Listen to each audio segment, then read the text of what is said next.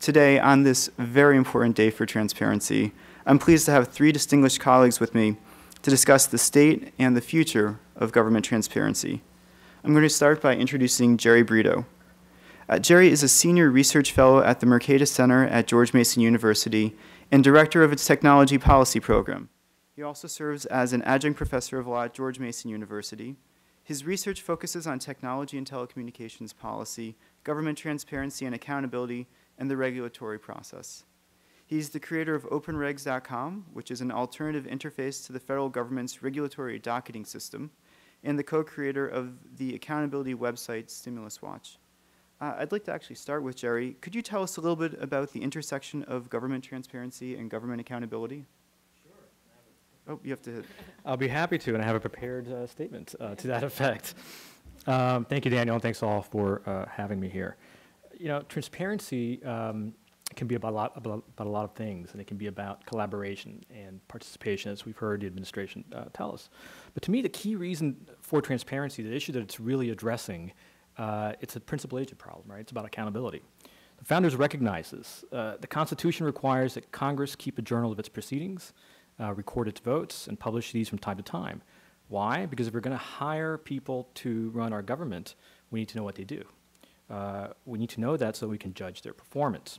You know, we need to know how they vote, how they spend our money, who they meet with, who contributes to their campaigns. It's the only way that we can keep them accountable at the ballot box. It's how we make decisions about who we hire and who we fire.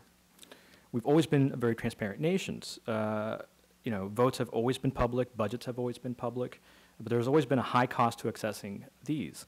Official checkbooks, income disclosures, meeting notes, these may have all been public, but you had to go to some basement in Washington or to City Hall to search through them. As a result, we've tended to rely on the press and on competing special interests to monitor this information and to investigate and to bring inefficiencies or injustices to our attention. The internet, however, gives us a great opportunity to go way beyond that. Internet technologies not only reduce the cost of accessing information dramatically, but they also make it much easier for citizens to understand and utilize this information. The result is that everybody can be an investigative reporter. You know, anyone can be an inspector general. But just because the internet exists doesn't mean that we will automatically get government transparency and the crowdsourced accountability that we've been talking about. I think we can observe different stages of internet-mediated transparency, and you know, I think we've been progressing from one to the next, and I'd like to share with you what some of these are. So the first stage is where government doesn't make data available online. So third parties have to hack the data and make it available online. And I'm using the good sense of the word hack here, by the way. The godfather of this type of hacking is Carl Malamud, a technologist and open government activist. In the mid-90s, he liberated the SEC's EDGAR corporate filings database. You know, corporate disclosures filed with the SEC were public information.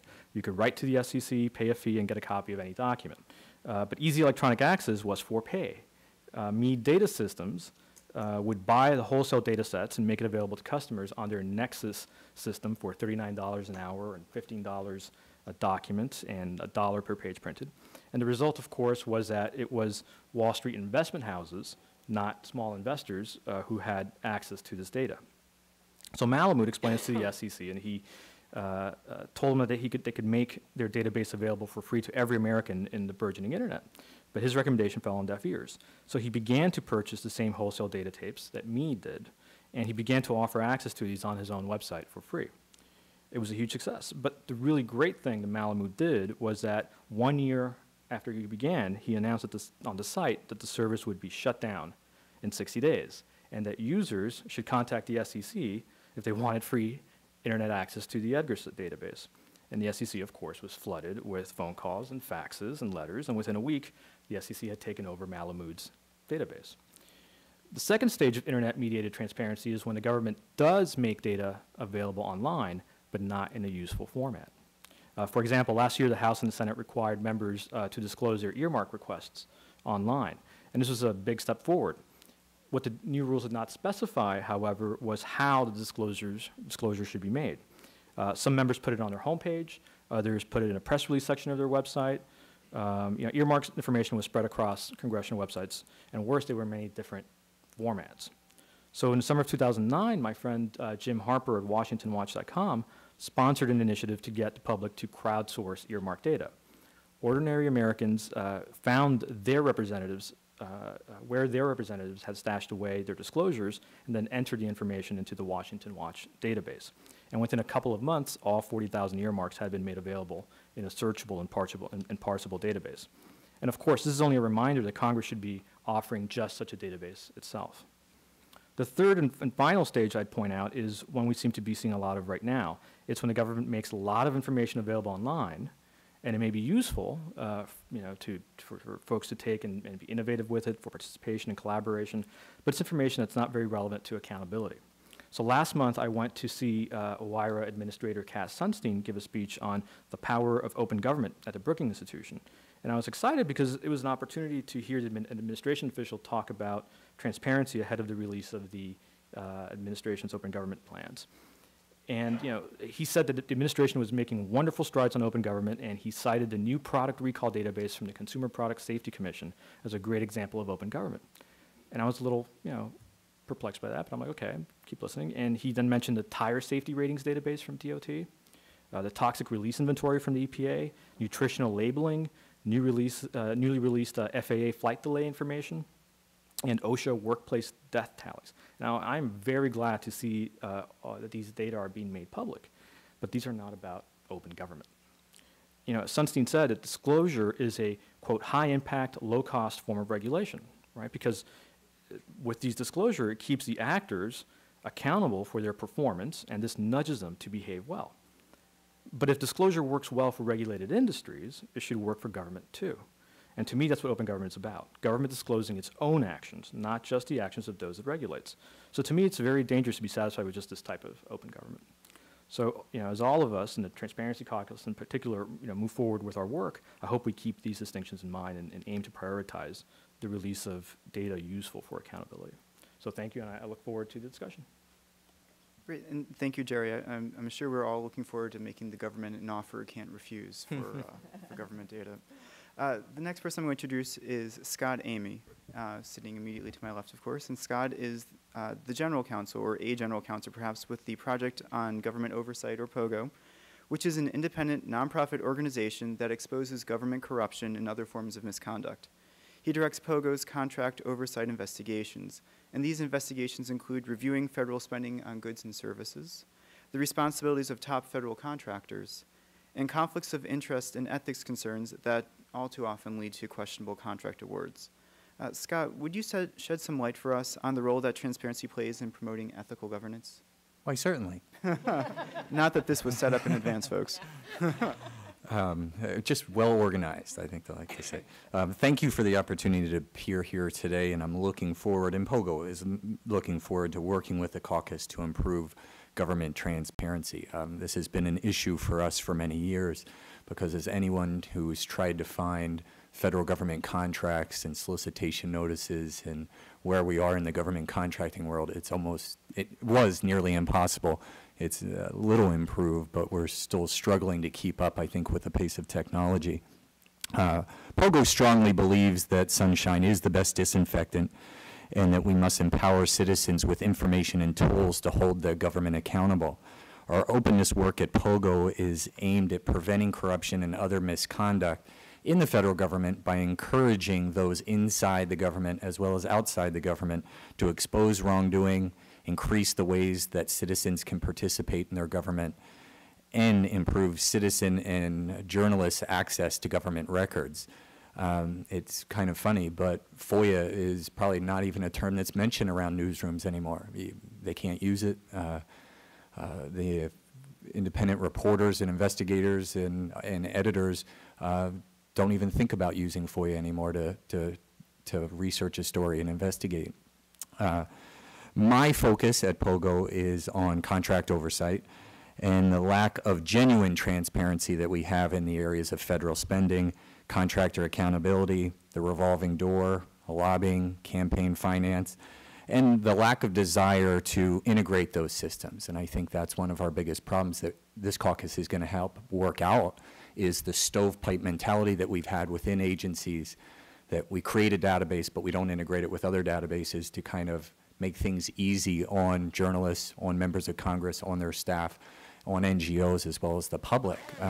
We've created a lot of databases, we've created a lot of systems, and there is a lot of data out there.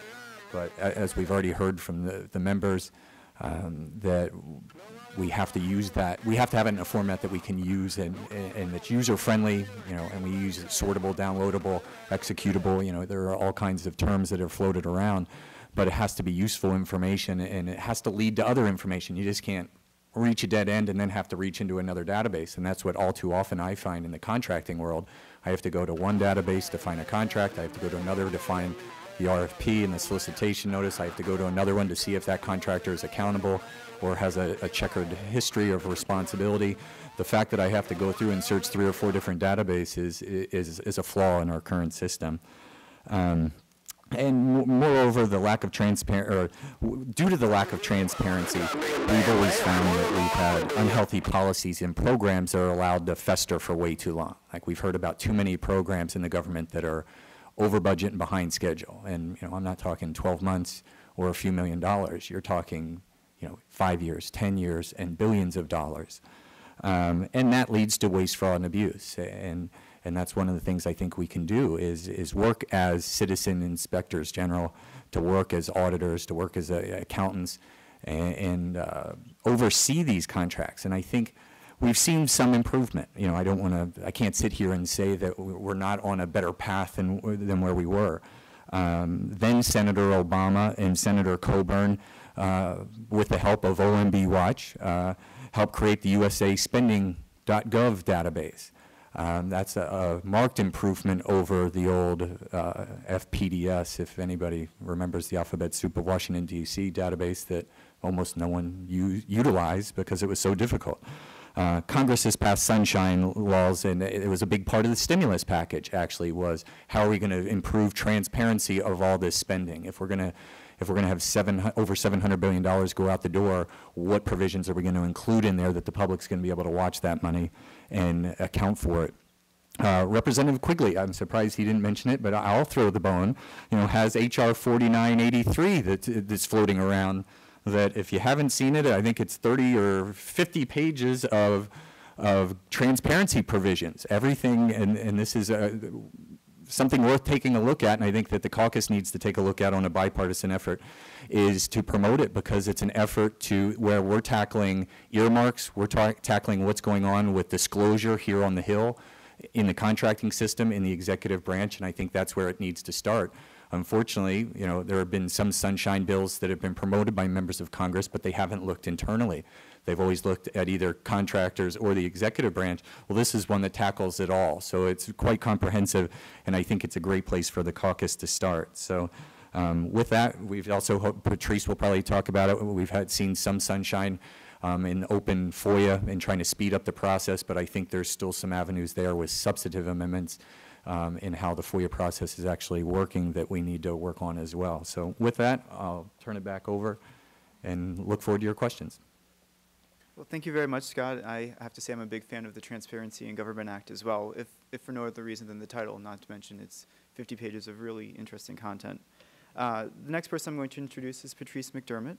And Patrice is the director of OpenTheGovernment.org, which is a nonprofit coalition of organizations that advances the public's right to know and works to reduce government secrecy.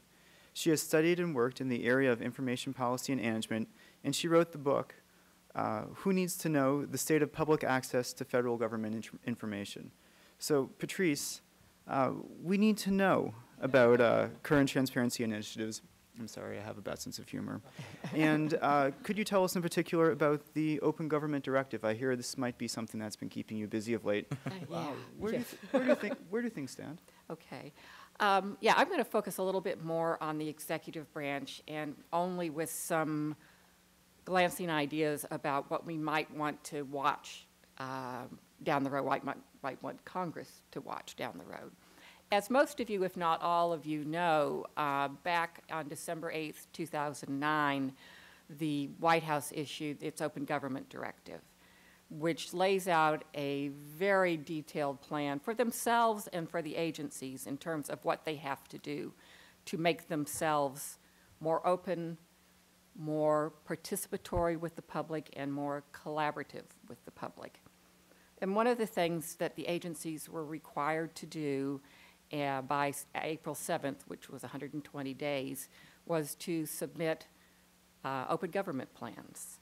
And as Daniel alluded, openthegovernment.org and a number of our partners and others, including OMB Watch, who's here, and Sunlight, and Pogo, and I'm looking to see who else might be here, but we've got about 20 partners and other organizations that are working with us, the School of Information Studies at the University of Maryland, to take these plans and do an independent evaluation, trying to look at them from the viewpoint of a member of the public looking at them. The White House has done its own sort of overview evaluation of them. Not nearly, what they have put out is not nearly in as much detail as we will be making tomorrow available to the public. It's been a very long process. It's, you know, we learned, and it's not too surprising, that they're mixed bags. Some of the agencies have done incredible jobs, and some have not done so well. And I should mention for some of the agency people here, our first round, we only looked at those plans that were required to be submitted. We're going back to the other folks in the next couple weeks. But, you know, the agencies that did good plans, they were very specific. They really looked at their practices. They really looked at their processes and tried to think how to make those more open, more participatory, more collaborative. And I think one of the things that these plans do show is it's not just those dark corners that were mentioned earlier, but some of the really interesting and good things that agencies are doing, or trying to do, or in some cases planning to do, to make themselves more open to the public. I also want to go back to Representative Issa's comment about data is not information, and I could not agree more. Data is data. What you do with it is what makes it information. And one of the things I wanted to point out, that there is sort of a transparency caucus within the executive branch. The White House pulled together people from all of the agencies who worked on the open government plans, and I think my sense is they're going to stay together. And we met with some of us, a lot of us met with those agency folks and said, you know, data's great, but that's not all we need to hold government accountable. We need information. We need records. It's not enough to have the data if you don't know why they created the data and the use they're making of it. And they got it. So the plans, a lot of them talk about data and information, or information including data, that sort of thing. So they understand, they get it, that this is not just about numbers, that this is about what we need to know to hold them accountable, but also to help them work better and to work in our interests, and to help them continue to understand that what they think of as their information is not their information, it's our information, of which they are the custodians. And I would say the same thing for Congress. The information you have is not yours, it's not your committees, it's not your offices, it's the public's. And you need to, you know, it would be nice if they did an open Congress plan, each of the committees and each of the offices, to tell the public what they're going to do, make promises that then we can go back and hold them accountable. So we're going to be releasing our plans, or our evaluations, with any luck. We're doing them tomorrow, and I think it's going to be very interesting to the public. I'll stop there. Well, thank you very much, Patrice. It'll be interesting to see basically the results of this mass evaluation. And I actually wanted to pick up just, yes, I wanted to pick up actually on one point that you made. As we move into what's going to happen next, is I'm going to ask questions for the panelists, and I'm going to to questions from everyone. But I did want to pick up on one point, which is that this is very much a partnership. It's a partnership between those inside government and those outside. It's the staffers on the Hill who've been working hard to do this. It's the staffers in the executive branch who've been working very hard on openness and transparency. And of course, it's the members of Congress who've been working to build this caucus, to work on these issues for the last 3 years, for the last 5 years, for the last 20 years, for the last 50 years. Transparency is an ongoing, iterative process that is as old as the Republic. Although the technology changes, the goals of an open and engaged populace with its citizens active and Patrice hopefully feeling better is something that really we are all working very much towards. And of course, when the members come back from their votes, we will adjourn so that they can make comments as well. But in the meantime, I'm going to start with a follow-up question for Jerry.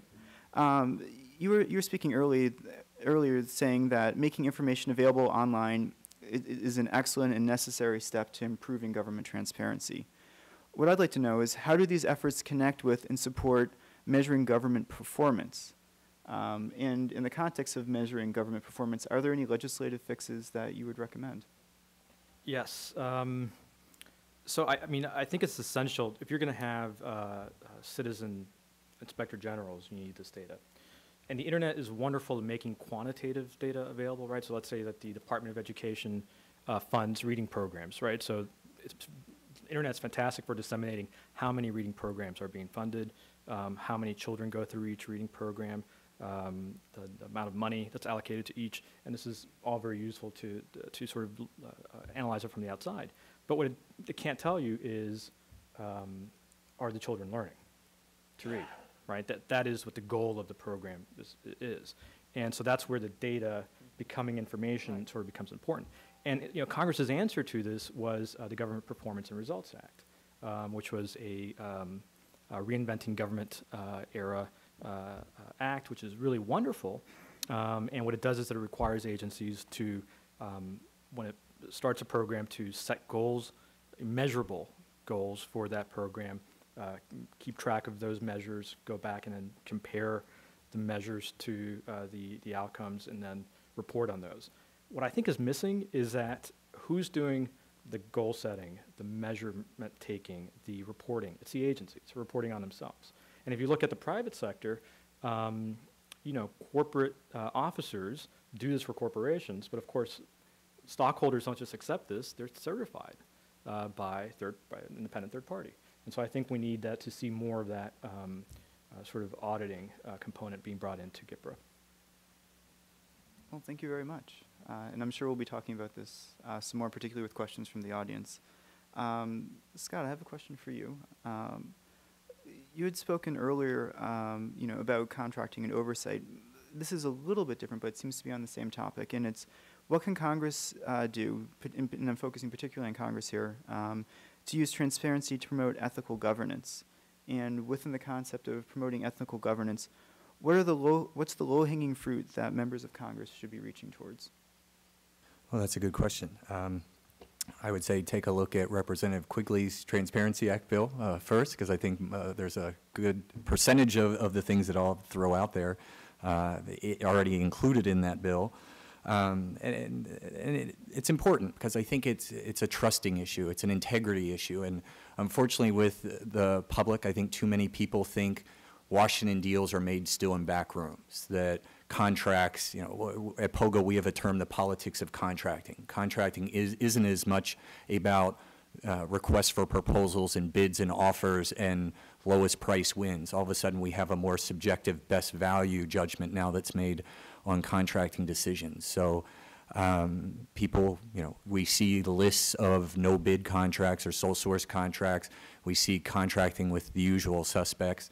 And at that point it is, there are all different things wrapped up now into this politics of contracting, which may start with a request for proposal and bids and offers, but it is earmarks, it is access, it is lobbying, it is campaign contributions that float around, and I think that's where the public gets disheartened. When you hear, I think the figure was 25% of people have a favorable outlook on, the Hill and Congress and government, that's fairly low. Today there was a Federal Computer Week story, one of my morning readings that is so exciting, that the satisfaction with government websites remains strong. Satisfaction ranked as a 75% with government access to government data. So if there's a belief that this doesn't matter in the heartland, this doesn't matter to the public, that's not true. There's a 25% approval rating of Washington, D.C. and our government, but there's a 75% approval rating for access to information. So if that's not a call for why we need more transparency in government, I don't know what is. First off, I think back to your question here is to get rid of the stovepipe mentality. We need to integrate systems. We need to take advantage of technological advances that there are. At POGO, we'd like to see all contracts posted online. Now, I've heard from GSA that that's nearly impossible, but I would imagine that we can go to some kind of online, let's get rid of some paper, and let's get to online submission of those. And there can even, I'm not going to say that every piece of the contract has to be publicly available, but there can be a way to carve out information that needs to be redacted. There can be certain line items or places in contracts where the information must be redacted that can be right off the bat. And so you don't have to have people going through contracts, going through with the old black, the black liner, the permanent marker, or with a computer black marking and boxing things like we have currently in our system. Things that would be exempt from FOIA, things that we don't want to expose to the public that may be commercial and proprietary data. Two right off the bat, two databases that I'm going to throw out there, or two that we feel very strongly at POGO, is public accessibility to the DoD just created a revolving door database. It's not publicly available. And also just last week, the FAPIS database, it's the Federal Awardee Performance and Integrity Information System. It's a database of responsibility of federal contractors. Just went online, but we were not going to see it. It's not publicly available. There's only government access only to that database. So they would be two things that I would say that we really need to take a look at right off the bat. Well, Scott, thank you very much. I think we should try to do something about it. If nothing else, if there's nothing else that everybody involved in the advisory committee and the Transparency Caucus can agree on, is that we need better acronyms. Yes. One thing that was sort of striking to me about what you were saying, Scott, was it seems that there is a bit of a disjunction between what people think about their governance and where they're getting their information from. And I wonder, for example, everybody today, when you looked at the paper this morning or if you checked online, you saw what the weather forecast was. And when you drove to work or if you took the metro, you were looking at government information as well. But you don't necessarily think about it as such. And I wonder if some of the disjunction between perception about how government services are working and people's comfort with accessing information from government websites, if some of it could be a lack of information about where the information is coming from, as well as what you were pointing to, which is that there's all these additional resources that simply aren't coming available. And I hope this is something that will pick up with questions from the audience. But I want to turn to Patrice for a second, if I may. My question for you is, what can or should Congress do with respect to the Open Government Directive? And while you're talking about it, just for entertainment value, how would you rate the White House on their openness as well? Well, first, before I start, I want to say I forgot to recognize Crew as a very important participant in our evaluation process. And there's lots of others. You can come on our site tomorrow. If you come to openthegovernment.org, we'll link you to the place where all of this is going to be. I think it's too early to know what Congress should do about the open government plans and the open government directive. I think we need to let it sort out. I do think there are going to be things that we will identify that will need to be codified in the sense that there are really good initiatives, there's good momentum, but we don't want it to be dependent on a single administration. We're even worried that it's dependent on a single person in the White House who is going to be going to Prague, as it happens, or is going to be nominated to go to Prague. So there are going to be aspects of it that we do think will need statutory codification to keep them in place going forward. The White House's transparency, well, they would say they're excellent. They got A's, did they not? Well, yeah. Their own agencies within the White House were, because they were also required to do these open government plans, and some of them they're mixed. They have some work to do. The White House itself, like I said, they think they're very transparent. They are in some areas, but it's generally where they've been pressured. They do the White House logs, but that was in response to a lawsuit that was pending.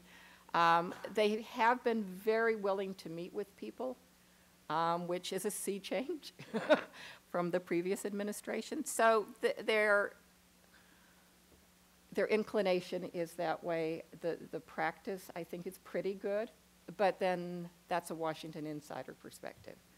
So one of the things, though, that we are concerned about is an executive order that's about to come out on what our community knows is sensitive but unclassified information, what's now called in the government controlled unclassified information. And we do think that this is something Congress is going to need to pay very close attention to.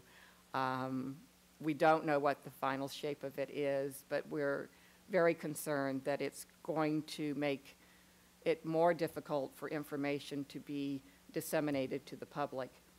And that's not their intent, but we're very concerned that that's going to be an impact of it. So we're asking Congress to keep their eyes open on that. And we think, Scott mentioned FOIA, we think that, it would be useful for Congress to take a look one by one or in groups at all of the exemptions to the FOIA and do an assessment of, do we still need this? Does it still need to be as extensive as it is? In light of all the experience we've had in court cases and all of that, it's time. It's been 40 years on most of these, and it's time to take a look at them. There's some that we think in our community are overused or abused, but we think, there's probably other people that think others are problematic. So that's something we would encourage.